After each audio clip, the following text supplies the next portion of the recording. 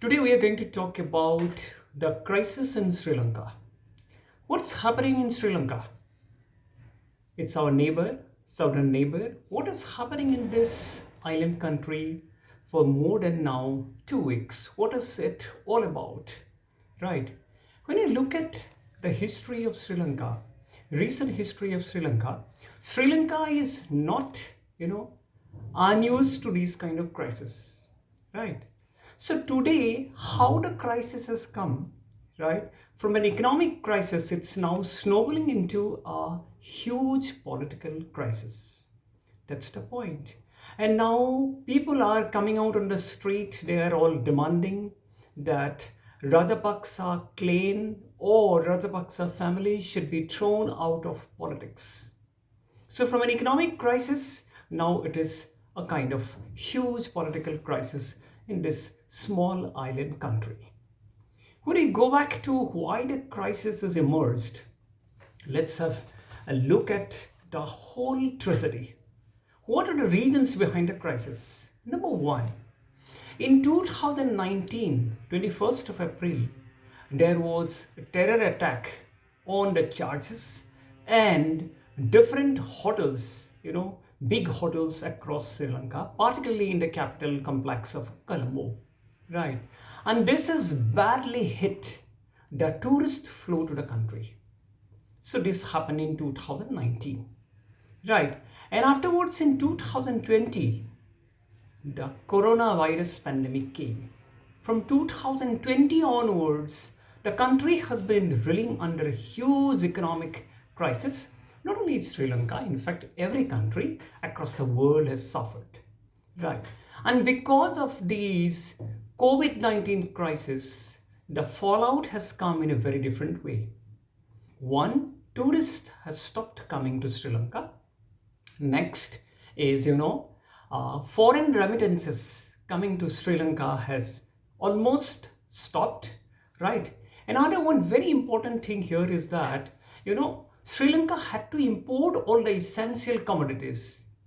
The tragedy is that, that has not been stopped, but the price of basic commodities have increased manifold because of these two immediate crises, right? And now when we look at this beyond and at the moment is that Sri Lanka's foreign exchange reserve has come down to a great extent. Let me tell you what it has happened, right? In 2018, it was $6.9 billion. And today, this year, it is $2.2 billion. Imagine what has happened, right? And now, what is happening is that beyond that, what we see is that Sri Lankan government, current government of Gotabaya Rajapaksa, right, he has taken some of the newest of the policies, trying to, innovate something inside the country. One of them, the very disastrous one, is organic only agricultural policy. And this policy, what has happened after taking up this policy is that this is going to slow down the agricultural production nearly half by this year. 2022. That is another one biggest tragedy. Another one very important thing this government of Gotabaya Rajapaksa has taken is he has gone for tax cuts starting from 2019, right? It has led to drop in the tax revenue in the entire country. Another one very heartening thing is that public debt of Sri Lanka has risen from 94% in 2019 to 119% of the GDP in 2021. It is shocking, very dangerous, right? And again, cost of essential commodities like milk, petrol, right, other food items all have gone up like anything beyond the reach of the common people. Finally, Sri Lanka as of today has $2 billion debt to other nations and creditors. So the crisis is skyrocketing, and it is something unimaginable for a country like Sri Lanka. And what is the impact of these crisis? First of all, massive protest across the country has come up. Students have joined, doctors have joined, all have joined. Opposition is already there. So in fact, the protesters have started gathering the house of the president, prime minister, and everyone, right? And in the meanwhile, what happened is that many of the ministers and particularly all the alliance partners of the current government has resigned from the government, right? And also, what is the most disturbing fact is that people are demanding the resignation of the Rajapakses from politics. And today, let me tell you, this Rajapaksa, this is a kind of a family rule that is happening in Sri Lanka. The president is Gotabaya Rajapaksa.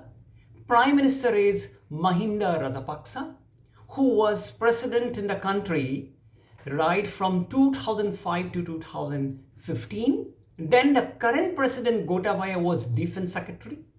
Now, under one of his brother called Chamal and Basil, they're also ministers in the government.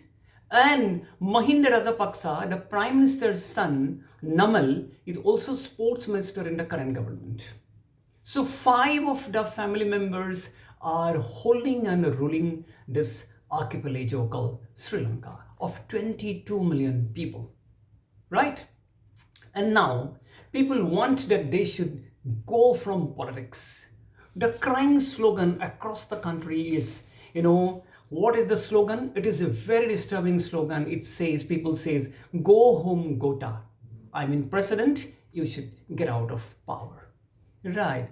And in the meanwhile, Sri Lankan President Gotabaya Rajapaksa has, declared emergency in the last week.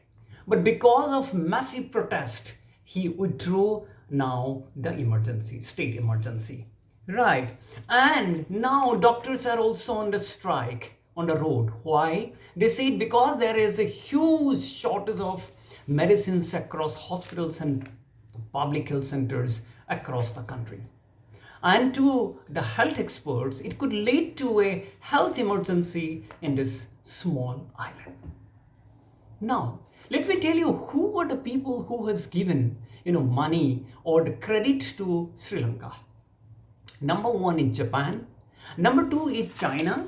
China, let me tell you, has already given $2.8 billion to Sri Lanka. And again, Sri Lankan government is asking another 2.5 billion from the Chinese government. And Indian government has already given extended a credit of 2.4 billion this year. Again, it is willing to help the neighbor, right? And Asian Development Bank has already given credit to Sri Lanka. Now, these are the people, these are the institutions in the countries, Japan, China, India, and Asian Development Bank have all helped the country, right, in the past and even currently. Now, according to International Monetary Fund, the situation to improve would be very, very difficult. There is, some of the very, structural change kind of a thing should come now, as the bank says. It is not going to come out, Sri Lanka is not going to come out very soon from this crisis. It's a tricky time, right? At the moment, Sri Lankan President Gotabaya Rajapaksa has refused to resign. It has come today in the media that he has refused to resign. Why? His government said that though it is a minority government, now the majority confidential motion has not been put forward in the parliament because the country is in crisis, right? And he said, I'm not going to resign. In the meanwhile, he has also offered the opposition to join the unity kind of a government to solve the crisis. The opposition leader, Sajit Premadasa, has simply refused to come up and join the unity government. In fact, in a trial mode, President has appointed a new finance minister. He also resigned. Now, International Monetary Fund is looking for a government representative to talk and chalk out a program how it can help the Sri Lankan government. It is a bad mess. It is not a mess, it is a bad mess, right? How is it going to be solved? Only time will tell. But the Rajapaksas, as I have told you, right, five of its family members, those who are ruling the country as of now, it's not been able to manage. In 2019, Gotabaya Rajapaksa has won the presidential election with a massive mandate, promising a new future for Sri Lanka. But now what is happening? The kind of emergency he has declared, he said it is because of maintenance, it is for the maintenance of security and supply of essential commodities to the public. But opposition says it is not so. It was just to stop the public to protest, right, so that law and order could be controlled. Even when, during the starting of the protest, last 2 weeks, he was, in mid-March, he was declaring that extremists were plotting, let me tell you, an Arab Spring. Look at that. But now he has come down a lot, right? How these Rajapaksas now are going to solve the economic crisis, snowballing into a huge political crisis, is to be watched very carefully, right? And we, being a neighbor, always want to help Sri Lanka, right? But the crisis has come for a long time, right? It has emerged, within a very short time, very sharply, which the government is not been able to control at the moment. These are very simply the basic reasons and fallout of the current crisis in Sri Lanka. Keep watching me. I'll be again bringing some more interesting debate and dialogue on the crisis in Sri Lanka as the situation unfolds. Please subscribe my channel and watching me. Thank you so much. Bye bye.